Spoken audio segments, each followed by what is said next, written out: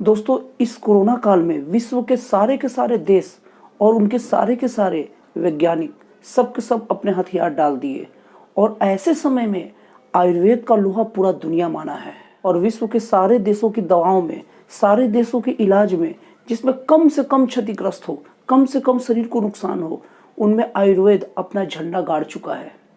और पहले तो आयुर्वेद का लोहा आम जन मानते थे। पहले आम जन का यह मानना था कि आयुर्वेद में बहुत दम होता है और आयुर्वेद से इलाज कराना ही सही चीज़ है। लेकिन अब सरकार भी ये बात मानने लग गई है।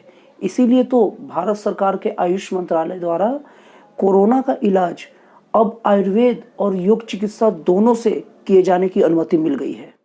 लेकिन साथ में ये भी कहा गया है कि योग और आयुर्वेद से इलाज केवल माइल्ड और मॉडरेट स्टेज के पेशेंट पर ही होगा।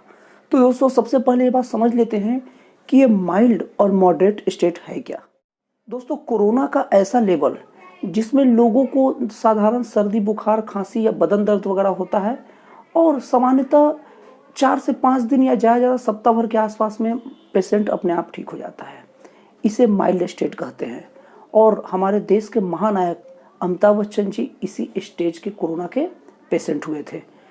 और हमारे लिए बहुत बड़ी खुशी की बात है, पूरे भारत देश के लिए खुशकिस्मती है कि 80% जो पेशेंट है वो सब माइल्ड स्टेज के हैं। और दोस्तों, कभी कभार ऐसा होता है कि पेशेंट को सामान्य सर्दी, जुकाम, बदन दर्द के साथ साथ सांस लेने में तकलीफ होने लग जाती है और उनका दम भी फूलने लग जाता है और उनका जो ऑक्सीजन लेवल होता है बहुत ज़्यादा गिर जाता है। 94% तक के ऑक्सीजन लेवल के पेशेंट को मॉडरेट लेवल में रखते हैं, इसे मॉडरेट लेवल कहते हैं। और इन्हीं दोनों लेवल के मरीजों का इलाज भारत सरकार द्वारा योग और आयुर्वेद विधि से करने की अनुमति मिली है। और जो व्यक्ति इस स्टेज से ऊपर चल जाए उसे कोविड-19 अस्पताल में दाखिला कराना पड़ेगा।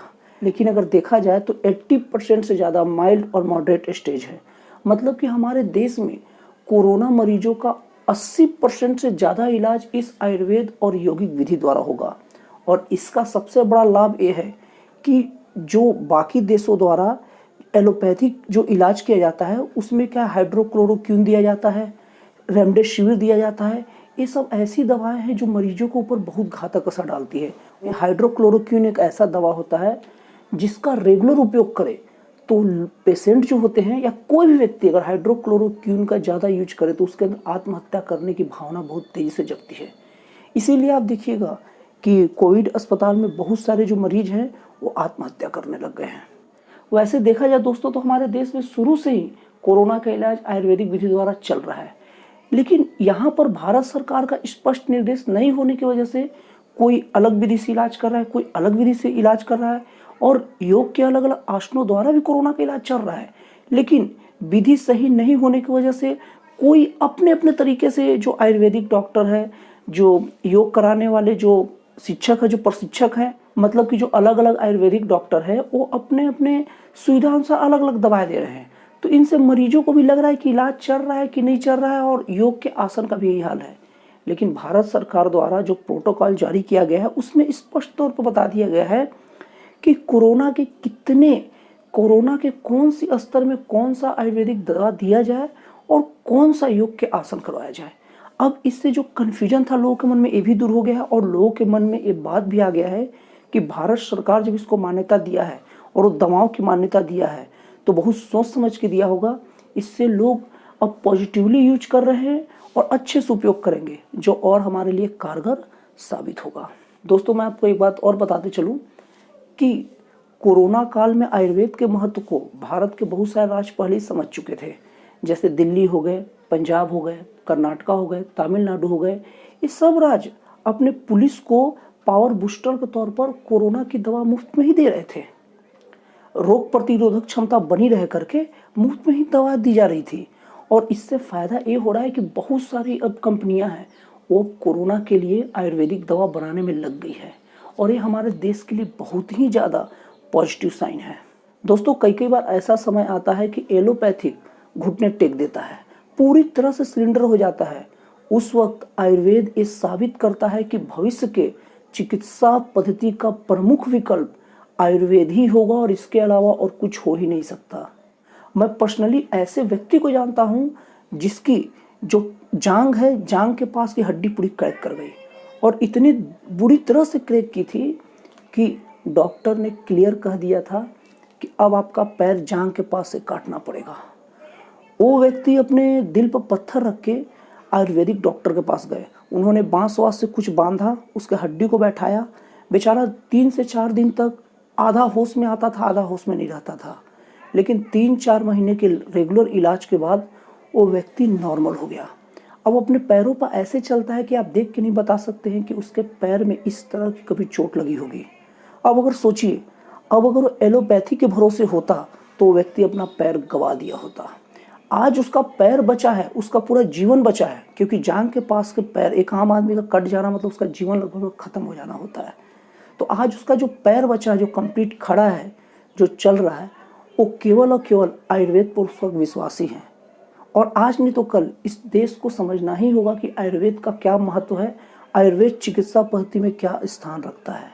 दोस्तों, कई लोग आयुर्वेद को बस एक जड़ी बूटी तक सीमित चिकित्सा पद्धति समझते हैं, लेकिन दोस्तों बता दूं कि आयुर्वेद का इतिहास बहुत पुराना है।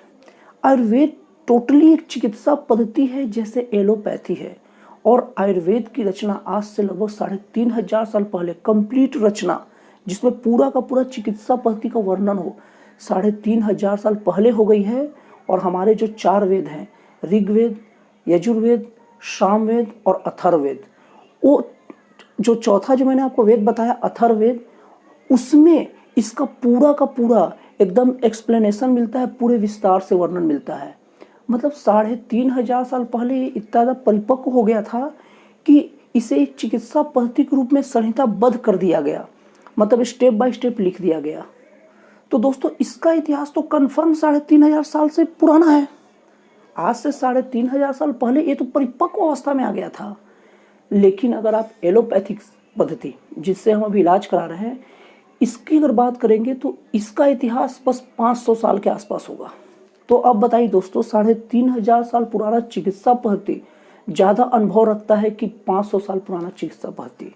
अगर आप इसके लंबे अनुभव पर भी जाए तो भी आयुर्वेद का जो अनुभव बहुत पुराना है। और दोस्तों, आयुर्वेद के पक्ष में एक आखिरी और कारगर बात आपको बता दूं। दोस्तों, किसी भी चीज़ पर वहाँ के स्थान का प्रभाव बहुत ज़बरदस्त पड़ता है। आज जो हम इलाज करते हैं एलोपैथिक पद्धति से, इसका खोज यूरोपियन कंट्री में हुआ है। तो ये जो चिकित्सा पद्धति है, यह ठंडे देशों के हिसाब से लिखी गई है, तो यह गर्म देशों में वही पद्धति कैसे कारगर होगा? और आयुर्वेदिक जो पद्धति है वो यहीं के मौसम में, यहीं के भाषा में, यहीं के रीति रिवाज के अनुकूल होकर लिखी गई है। मतलब यहीं के एटमॉस्फेयर में लिखा गया है और यहीं के हिसाब से बहुत ज़्यादा कारगर होगा। मतलब इसका कोई भी विधि का प्रयोग करेंगे तो यहाँ के मौसम के हिसाब से है, यहाँ क्या वनस्पति है, अलग अलग वनस्पतियों से कौन सी गंध निकलती है, उसके अकॉर्डिंग ये दवा बनाई गई है।